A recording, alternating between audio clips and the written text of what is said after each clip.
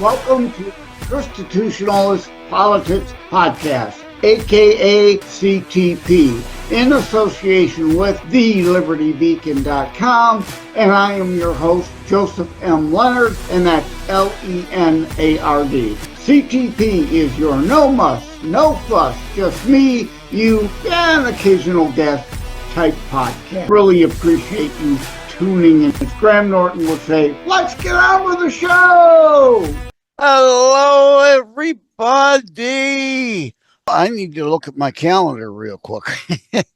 I'm recording for Saturday, November the 16th, it's season 2, episode 74. I forgot what episode number it was. That's what I needed to look up, because today we are talking. Oh, there's the notes. There's the notes about movies. One movie particular. By the way, before I forget, I'm wearing my Behind the Mask movie theater captain shirt. You may have seen it during the Don Gallade movie talk episode, if you look at it behind the scenes on a video. And I have 6 videos in TheLibertyBeacon.com correlating piece. But let me finish this up. This is actually, I've got it on backwards. BTMfilm.com, blank not working anymore, not valid. Let True Freedom Ring, John 8:32 from the Behind the Mask. Very good film if you get the chance to see Behind the Mask from a Christian studio here in Michigan, me coming out of the Detroit area. At any rate, hey, let's get one of those in real quick, real early. The show title. What's the show title? The show title from New York. It's Saturday night. No, not live, in theaters. You know me, the lame puns, the wordplay, can't resist, right? No, not live, in theaters. Couldn't resist the obvious title play there. And I have to tell you, I grew up, pretty much on Saturday Night Live on NBC, and I enjoyed it then. I think it's absolute garbage now. Like most of the late night programs, it's not funny anymore. It's not counterculture anymore. It's culture. It's woke culture. It's pro-leftism, cultural Marxism, yes, but not necessarily counterculture per se. It's counter to American culture that we're trying to preserve, but pro-cultural Marxism, undermining the culture, pro-woke. So, in reality, not really counterculture, if you're following me there on that terminology and the difference and distinction. But I did see Saturday Night, the movie, and I got to tell you, I was disappointed. I'm not sure exactly what I was expecting, but I didn't get, I guess, what I was expecting. I was disappointed. I thought the casting was very well done. I mean, they got people who kind of look like, and in a few cases tried to sound like, the original cast members they're supposedly portraying. I just thought the script was not that great, and the material that they chose to throw in was not really very funny. I expected a comedy, and really I got a docudrama, and it just wasn't very good. Now, don't let me talk you out of seeing it if you want to see it. I just want you to be forewarned to not have your expectations real high, kind of like I might have had my expectations a little too high. And often case, if that is the case, then you're bound to be let down. You'll be disappointed because you kind of expect something and it doesn't quite deliver. I've had that with a few other movies recently. Blitz. I wasn't planning on going into that. After the first 20 minutes, bored. I thought it was dull. It was way too slow. I think that's a very important film, especially for like 20s to 40-year-olds to understand World War II a little more, and or war in general, the death, the destruction, the underlying bad situation. I'm not getting the word I'm grasping for here, but indeed the hard times caused by an actual real war, not some minor skirmish where we send in high-tech weaponry with our people and it's almost all but over in 2 weeks, but the cleanup and then the potential ongoing, what did we call it in Vietnam and South Korea, the guerrilla warfare activity that followed, like in Iraq, and then when ISIS cropped back up because Obama didn't keep control of the situation in Iraq. So I wasn't planning on talking Blitz, but again, don't let me talk you out of seeing it. If you want to see it, take somebody who needs to understand some historical perspective and things. I'm looking forward to Bonhoeffer, but I was looking forward to Blitz also. But I think Bonhoeffer will be greatly better. And I'm trying to think of also the other movie that I seen a few days before that I walked out of. I was just utterly disappointed, versus last night, of the day of this recording, I accidentally stumbled on, went to the show Elevation with Anthony Mackie and Moreno, I forget her name. I was a fan of hers from the Stargate days, and she plays the wife of Daredevil in the Daredevil movies. I'm sure you know who I'm talking about. You'll recognize her when you see her. But again, I liked her way back to the Stargate SG-1 TV series days where she really got it started. Same with, what's his name now? Oh, God, the big guy. Who plays Aquaman. Jason Momoa. Jason Momoa really got his big start, his big break in Stargate Atlantis. So I knew him, liked him back then. At any rate, way off the beaten path, off the target, off the topic of the Saturday night movie, but yeah, talking movies in general here. So yeah, I was somewhat disappointed. And this is going to be kind of a short show. Go over to TheLibertyBeacon.com. There's 6 videos embedded in that article, including the 1-hour show I did with Don Gallade talking movies, mostly, but not all, Christian. So I want to get you out of here quick. Hope you'll go over to TheLibertyBeacon.com, read the From New York, it's Saturday night. No, not live in theaters piece. And indeed, watch that Don Gallade video. There are other embeds of videos of short clips. The Saturday night movie trailer is there, and a couple original clips, a Belushi clip, a church lady clip, in there from the original Saturday Night Live crew and series. And I'm glad I said that way, because that segues counterculture. I already mentioned that. The original SNL was counterculture. I knew that. I understood that. It was part of built in the comedy thereof. So Dana Carvey and Church Lady, from a Christian standpoint, didn't bother me.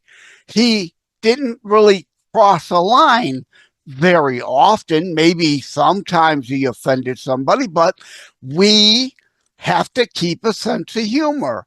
I have a TLB article, right? The need to keep a sense of humor. And we as Christians need to keep a sense of humor. I just saw tonight, earlier actually, The Best Christmas Pageant Ever. A great movie. I forget the female lead's name in that also, but she also starred in another great Christian comedy, Mom's Night Out. We've got to keep a sense of humor. And I've mentioned before, one of my favorite Christian movies is The Resurrection of Gavin Stone. Uh-oh, I know, some minds are exploding. Uh-oh, resurrection and associated with somebody other than Jesus. It's a figurative spiritual resurrection, not a literal one. People, please, let's keep a sense of humor. And it was a great movie because it isn't the traditional beat somebody over the head with a Bible type Christian movie, a comedy that non-believers, and believe it or not, The Resurrection of Gavin Stone, Blumhouse, the one that I think they did the Purge movies, right? The Fantasy Island, really weird reboot film of that. They do really dark, often horror movies. They teamed up with a Christian studio to put together The Resurrection of Gavin Stone. It's like blows your mind when you think Blumhouse had something to do with that movie. But at any rate, I was talking counterculture. Church Lady was funny as opposed to the communists dissing the Al Smith dinner and that Shannon chick with her anti-Catholic character, I don't think is funny, isn't being counterculture. Again, it's being woke culture. It's pro-culture. It's cultural Marxist in that it's anti-Christian overtly and purposefully, not in a fun laughter sort of way, but in a purposeful mocking sort of way.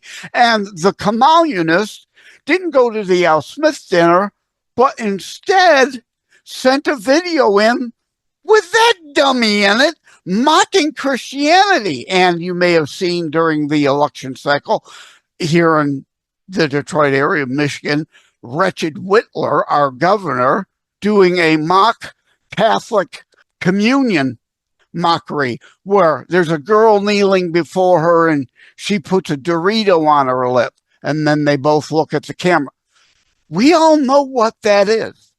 It's part of the culture, the cultural Marxism, not counterculturalism, wokeism, leftism, attacking our Judeo-Christian foundations, overtly attacking Christianity and the church. It's not funny. It's ad hominem, open, overt attack on Judeo-Christian ethos that we were founded on. That's an aside. I also wrote down Conclave. Yes, don't have a review on it at TheLibertyBeacon.com. But if you go look up me, J. Leonard Detroit, again, no Owen Leonard. It looks like Leonard. It's not French. Leonard without an O. The letter J, Leonard without an O, Detroit is my ID at beforeitsnews.com. There you can find a review without major spoilers of Conclave. And indeed, yes, it's just yet another bunch of big stars. So I went and saw it because of the big stars, but indeed a usual Hollywood attack on Christianity, and most specifically, obviously, the Catholic Church, because it's talking about a pope being elected. And you really know it's an attack on all of Christianity and a wokest film when you see the ending. But again, I won't give away the ending. So if you get a chance to see it free on streaming, okay, I don't recommend paying for it. Do not put money in their pockets. I had to see it because doing a Christian show, I've got to know what I'm talking about. when I talk about it. I needed to see it to be able to talk about it intelligently to you. Now, the Dan Brown movies, I loved them. One of my favorite books of all time is Angels and Demons. I loved what they did with that regarding tying the issue of terrorism of modern time in, unlike Conclave. But again, I don't want to give big spoilers away. And the Catholic Church was out protesting the Dan Brown movies. Where were they protesting Conclave? It is worthy of protest. I don't think the Dan Brown ones were. I cannot necessarily agree with everything, but understand it's okay to ask questions and raise questions and things like that. And it doesn't destroy or hurt my faith at all. It's very entertaining and wonderful food for thought. What if Jesus was a father? Does that not make him even more family values and life oriented? So that doesn't upset me, even though it goes against most of our denominations. Canon is the word I'm looking for there. But indeed, the church in France exists where they think Mary escaped with child too. So there's a thread of truth, and I thought it was very entertaining. I didn't get all upset, whereas Conclave I thought really should have been protested. But go figure. So I'm going to wrap it up. Anthony Mackie with the Moreno, I get Elevation. I don't remember if I ever mentioned the name of that, right? I did see that. I didn't know anything about it other than him and her were in it. I like both of them. Elevation, it's a quasi The Quiet Place kind of spin-off or rip-off, you might say, but I greatly enjoyed it because, again, I didn't go in with an expectation. I knew nothing about it other than who was in it. So positively surprised in a good way at how good I thought it was.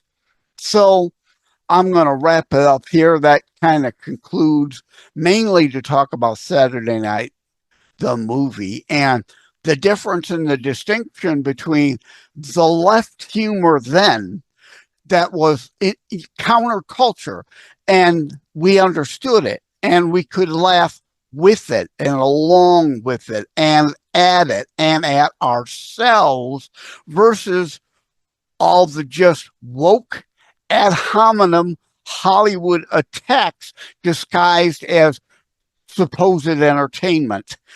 And when they put a lot of stars in it, you might think it's going to be better than it would be. And with Conclave, it was not. So indeed, at any rate, I'm just joking in another show. We need a little counter in the corner, right? Like, how many at any rates have I done? So we're going to wrap it up here. Yes, please check out the Conclave review and other movie-related pieces are linked in there at beforeitsnews.com, J. Leonard Detroit, or at beforeitsnews.com in the search field, put in Conclave and see Joseph M. Leonard, J. Leonard Detroit. Choose that one. And the Liberty Beacon at my full name there, Joseph M. Leonard in the search field, or of course, search for Saturday Night. No, not live in theaters. As you know, I can't resist that wordplay and pun for that title. So thank you all. Wishing you all a very, very, very happy Thanksgiving. Please hope you have a chance to enjoy some great turkey meal with somebody and understand and remember what the holiday is about. Just like Veterans Day just passed, I have on my video channels a special regarding Veterans Day, and I put that same piece on my Wednesday Robert Boog discussing Shakespeare. That's actually, I'm recording this behind the scenes again, Tuesday the 12th, the Robert Boog Shakespeare controversy, and at the front, the piece on Veterans Day. is actually dropping tomorrow morning, Wednesday, the 13th, and this is airing Saturday, the 16th. And of course, wishing you all a very Merry Christmas, Happy Hanukkah, Happy New Year, all that stuff. And no, I don't get upset when somebody says Xmas, because we need to understand it's Christos Mass, right? It is an abbreviation of Christos Mass. It's not an insult. Let's get upset at things that really should be upsetting. Satan wins. If we get upset over silly little things or are at each other's throats over silly things, minor differences, let's focus on the things in Christ we can and do agree with. Merry Christmas. There will be a couple singer-songwriters in December regarding Christmas music. But again, happy holidays also is not an insult. I understand, you understand, we should all recognize it is Thanksgiving, Hanukkah, Christmas, New Year's, and some other holidays thrown in there. So saying happy holidays, I have no problem with the inclusion in that sense. Inclusion in that respect is not a dirty word, unlike in the DEI, or as we call it in Michigan, DIE, die, because it's about destroying our culture, cultural Marxism, destruction of Western culture. Okay, I'm done rambling now. Thank you all. Take care. God bless. Hey, gang, I just wanted to take a brief moment, short video. I'm sure you see it. Instagram, Meta, it is the worst for ad scams and cons and phishing garbage to try to hook you into something from somebody overseas, promising you all kinds of stuff, and then, of course, never deliver. I took my chance on a couple here and there, a small amount, made sure I went through a pay processing service. So indeed, when they turned indeed to be a scam, a con, worthless, couldn't deliver what they promised, as a lot of cases with what they're promising you, you know better. But, I tried a couple, and indeed a couple were worth what they said they would do. And others, of course, not, and of course, go through the dispute process to get that money reversed and all that. But at any rate, today I got a email phishing scam from some marketing place out of the UK, and they're promising, get your book to be a #1 Amazon bestseller within 12 months. I sent back a reply, but I'm like, really? Seriously? You're not very good at your job if it's going to take you 12 months. And of course, no price to be found in their 3-page email of, hey, look, we helped this author, we helped that author, which, did they really, or did they just randomly pick a couple of Amazon bestsellers to promote? Look, they're an Amazon bestseller. No price. Sure, it's bound to be hundreds of dollars. And no, I didn't say, you're really bad at your job if it took 12 months. I felt like saying it.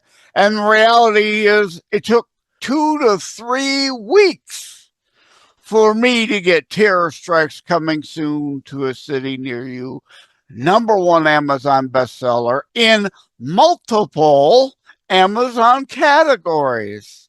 So I just had to laugh at that. Just wanted to tell you about that. And indeed, if you're looking to publish a book, how to write a book and get it published, hints, tips, and techniques, which if you buy the Amazon Kindle copy, you could get for under $10, not hundreds of dollars. And I take you through concept, writing, editing, formatting, marketing and promotion and reviews, all kinds of stuff, not just, hey, we'll help you get to be an Amazon bestseller. So for under $10, you can follow my low-cost advice and get to be a #1 Amazon bestseller. Generally, usually, certainly may not work every single time it's tried, but in general, within a couple weeks, a month at the most. And of course, if you're interested in podcasting, check out my podcast, Quick Start Guide book for low cost, low key. No, don't pay somebody 5-10 grand to help you set up a podcast you could do for under $100 if you really want to. At any rate, that's I'm laughing my butt off here. I'm curious if they'll respond to my response about hinting you're not very good at your job. Thank you all. Take care. God bless. So, buyer beware, I guess, will be the title of this video. I didn't have it when I started it, but you all know the phrase buyer beware. Indeed, shop around, look around, find if someone's credible or not before handing over your money for whatever it is. This isn't necessarily me trying to peddle my books. This is buyer beware, shop around, look for good pricing on anything. Books, yes, 80% of all books sold through Amazon these days, but you could sometimes find better deals. And I, a big purveyor in shop local, whether it be books or records or hats or alarm clocks or Sharpie pens. Shop local if you can. You can often find a good deal. Thank you all. Take care, God. I'm already up to 6 minutes. I didn't even think this would last that long. Take care. God bless everyone. Please tune into ChristiTutionalist Politics podcast. And indeed, if you will, please, Amazon, Barnes & Noble, Books A Million. I do well in Booktopia in Australia. Please check for Joseph M. Leonard. It looks like Leonard. It's not French. It's Leonard without an O. And yes, the middle initial M, because there is a Joseph Leonard who also writes books. Joseph M. Leonard, thank you all. Take care. God bless. Hey, gang, a brief interruption in the show about Christmas giving, kind of, sort of, or to ask, are you a coffee drinker? What about other coffee drinkers you know? It's indeed Christmas giving time, Hanukkah giving time. Again, I want to ask you, those coffee drinkers on your gift giving list, socks that'll get put in a drawer, they forgot you gave them, a tie or a shirt that'll end up buried in the back of the closet, they forgot you gave them. How about something useful like blackout coffee? Yes, I am partnering with Blackout Coffee. You can use promo code JOSEL20, Joseph for Joseph, L20 for 20% off. JOSEL20 promo code. Or better yet, I've created a shortcut, tinyurl.com/blackout coffees. And of course, Blackout Coffees all run together as one word, not three separate words. So again, tinyurl.com. I love using their shortcut services /blackout coffees should take you right in and automatically apply your 20% discount. So for yourself or for others, this Christmas, give Blackout Coffee something you know they're going to use, something they're going to enjoy, something that they then fondly remember you and your gift every time they sip from the Blackout Coffee cup of coffee. Thank you all. Take care. God bless. Merry Christmas. Thank you for having tuned in for ChristiTutionalist Politics Show. If you haven't already, please check out my primary internationally available book, Terror Strikes, coming soon to a city near you. Available anywhere books are sold. If you have locally run bookstores still near you, they can order it for you, or autographed copies are available online direct from me via terrorstrikes.info/shop. Be sure to check out more about today's discussion at TheLibertyBeacon.com, where my articles drop every Saturday. And let me remind, over time, the fancy high production items will come. But for now, for starters, it's just you as a very appreciated listener by me. All substance, no fluff, just straight to key discussion points. A show that looks at a variety of topics, mostly politics, through a Christian U.S. constitutionalist lens. So again, thank you from the bottom of my heart. Take care. God bless. Like and subscribe to ChristiTutionalist Politics Podcast and share episodes. We need your help.